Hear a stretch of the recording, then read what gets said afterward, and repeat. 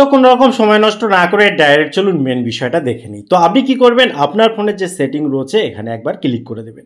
Click করে আপনি scroll করে নিচে আসতে পারেন, খুঁজে খুঁজে বার করতে পারেন বিভিন্ন কোম্পানি মডেল অনুসারে যেহেতু সেটিংগুলো একটু এদিক ওদিক থাকে। তো আমি বলবো কি ডাইরেক্ট এখানে যে সার্চের অপশান রয়েছে এখানে সার্চ করুন। এবারে দেখুন আমরা বিভিন্ন ধরনের প্রথম যে সেটিংটা খুব ইম্পর্টেন্ট বুঝতে হবে বিষয়টা। ধরুন আমি উদাহরণ হিসেবে প্যাটার্ন লক আমরা অনেকেই করি, অনেকে ফিঙ্গারপ্রিন্ট লক করি, অনেকে ফেস ডিটেকশন করি, যাই করি না কেন দেখুন আপনি প্যাটার্ন লক করুন, কোনো অসুবিধা নেই। কিন্তু অসুবিধা কোথায়, ধরুন আমরা ট্রাভেলিংয়ে যাচ্ছি বা কোথাও বেড়াতে যাচ্ছি, তো কি হয় যখন আমরা পাবলিক প্লেসে সেগুলো অ্যাপ্লাই করি সেটা তো শো অফ হয়ে যায়, মানে দেখা যায় যে কিভাবে কি হচ্ছে, যে আপনার ঠিক প্যাটার্নটা কেমন রয়েছে। বা সেক্ষেত্রে কি হয়, কেউ যদি পাশ থেকে দেখে নেয় পরক্ষণে আপনার ফোন হয়তো চুরি হয়ে গেল, হারিয়ে গেল, তার পরবর্তী পদক্ষেপে আপনার সঙ্গে কি কি হতে পারে বা কি হওয়া সম্ভব আপনি নিশ্চয়ই বুঝে গিয়েছেন। যদি আপনার পরিচিত কেউ হয়, দেখা যাচ্ছে আপনারই পরিচিত কেউ একজন সেটা দেখে নিল, পরবর্তীকালে আপনার প্রাইভেসি বলে কিছু থাকবে কি, আপনি কি মনে করেন? তো আপনার অবশ্যই বা প্রত্যেকের এই সেটিংটা করা উচিত, যাতে আমরা প্যাটার্ন দিই কোনো অসুবিধা নেই বা পিন দিই কোনো অসুবিধা নেই, কিন্তু সেটা যেন দেখা না যায়। কি করতে হবে আপনাকে, এই যে দেখুন প্যাটার্ন লিখে যখন আমি সার্চ করলাম এখানে দেখুন প্যাটার্নের একটা অপশান আসলো। এখানে আপনি কি করলেন, প্রথমে প্যাটার্নটা যেটা আছে সেটা খুলে নিলেন। দেখুন আমি এখানে অফ করে রেখেছি, ঠিক আছে। এবার আপনার এখানে অন থাকবে। এখানে দেখুন শো ট্র্যাক যেমন লেখা আছে, আপনার ফোন বিভিন্ন কোম্পানি মডেল অনুসারে তো একটু আলাদা থাকতে পারে, তো সেখানে হয়তো লেখা আছে যে ভিজুয়াল কথাটা লেখা আছে বা এই জাতীয় কিছু।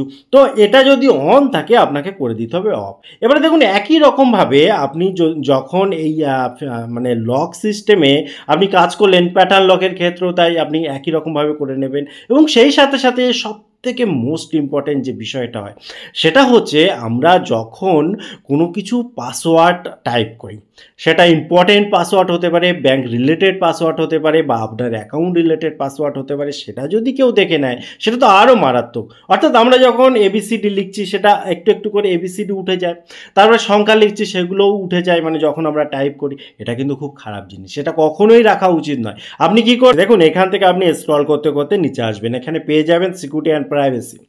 এখানে আপনি দেখুন আবার একই কথা বলবো, কোম্পানি মডেল অনুসারে একটু এদিক ওদিক থাকতে পারে। মেন আপনাকে যেতে হবে যে প্রাইভেসি কন্ট্রোলের ভেতরে এই ফোনটাতে যেমন রয়েছে, মেন যেটা আছে সেটা হচ্ছে দেখুন এই যে শো পাসওয়ার্ড, এটা কিন্তু বাই ডিফল্ট আমি অফ করে রেখেছিলাম, কিন্তু এটা অন থাকে, আপনার অন থাকবে। আপনি এখানে এসে করে দেবেন অফ। অফ করে দিলে এই প্রবলেমটা হবে না, আপনি জাস্ট টাইপ করে যান, আপনার কাজ হয়ে যাবে। কিন্তু কোনো রকম কেউ বুঝতে পারবে না, দেখতে পারবে না কি প্যাটার্ন হচ্ছে বা কি আপনি টাইপ করেছেন। ঠিক তেমনিভাবে দেখুন একটা 3 নম্বর পয়েন্ট যেটা বলবো, এটা আপনি প্রথমে একটু ভাববেন যে বিষয়টা আমি কি বলতে চাইছি, তারপরে আপনি সিদ্ধান্তটা নেবেন। তো আপনি কি করবেন, সেটিংয়ে আসবেন। সেটিংয়ে আসার পর এখানে সার্চ করবেন। এখানে খুব সিম্পল জিনিস আমরা অ্যাভয়েড করে যাই। দেখুন অ্যাপ নোটিফিকেশান মানেই যে খারাপ বা একটা ফালতু সেটিং, এটা নয়। আপনি যখন এই অ্যাপ নোটিফিকেশানের মধ্যে আসবেন আপনি অবাক হবেন এটা ভেবে, এখানে যদি নিচের দিকে আসেন এখানে দেখুন রিসেন্ট লেখা আছে না, এই জায়গাটায় আপনি একবার ক্লিক করবেন এবং এখানে ফ্রিকোয়েন্সি যখন আপনি লিখবেন আপনার টোটাল যত অ্যাপ রয়েছে পার ডে বেশ কয়েকটা সংখ্যক বা অনেক পরিমাণ কিন্তু অ্যাপ নোটিফিকেশান পাঠায়। এবং নোটিফিকেশান পাঠানোর জন্য এই অ্যাপগুলো কী করে, ব্যাকগ্রাউন্ডে রান করতে থাকে এবং তারা বাছাই করতে থাকে কোন নোটিফিকেশানটা আপনার কাছে পৌঁছালে আপনি ওই অ্যাপগুলো আবার প্রবেশ করবেন। অর্থাৎ মানে বাই ডিফল্ট এমনটি হয় যে তারা মনে করে যে এই নোটিফিকেশানটা আপনার কাছে পৌঁছানো দরকার। যেমন ফেসবুক যদি উদাহরণ হিসেবে বলি, কেউ যদি আপনাকে কোনো একটা কমেন্ট করেছে বা কোনো রিপ্লাই দিয়েছে এক্সেট্রা এক্সেট্রা, সেগুলো আপনাকে সঙ্গে সঙ্গে নোটিফিকেশান হিসেবে পাঠিয়ে দেবে, অর্থাৎ আপনি তাকেই আবার উত্তর যাতে দিতে পারেন। এবং এই করতে গিয়ে আপনার টোটাল যত অ্যাপ রয়েছে এবং তার মধ্যে যত পারমিশন আপনি দিয়ে রেখেছেন নোটিফিকেশানে, তারা কিন্তু ব্যাকগ্রাউন্ডে রান করতে আছে। এবং রান করতে করতে এমন হয় যে ব্যাকগ্রাউন্ডে প্রচুর অ্যাপ একসাথে যখন চলতে থাকে, আপনি হয়তো ফোন ইউজ করছেন না, কিন্তু অটোমেটিক হারে আপনার ফোনের যে র্যাম তার উপর প্রেশার পড়ছে, ফোনের যে প্রসেসর তার উপরে প্রেশার পড়ছে, সেই সাথে সাথে ব্যাটারির উপর এফেক্ট ফেলছে, কারণ সবগুলোতে একে অপরের পরিপূরক।